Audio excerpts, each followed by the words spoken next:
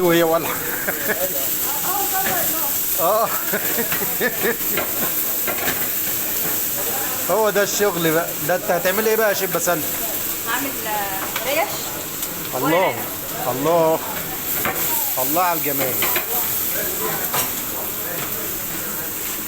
تسلم ايدك والله يا شيف بسنت، والله تسلم ايدك. شغل فاخر من الاخر. اتفضل يا مستر. هنضيفك على الواتساب. رز بسمتي. واو واو، ده ايه الجمال ده؟ يا نهار ابيض، يا نهار ابيض على الجمال. لا دي بس فلوس. لا اقول لك على حاجه، مش هقدر اعملها.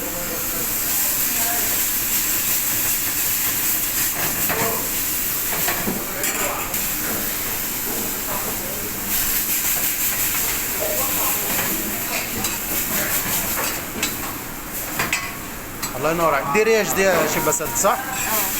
الله ينور عليك، تسلم ايدك والله. لا بجد حصل تغيير جامد والله على ايدك اقسم بالله.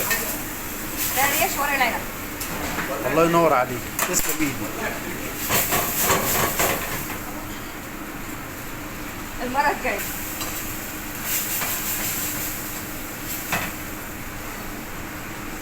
ده ريش ورق عنب صح؟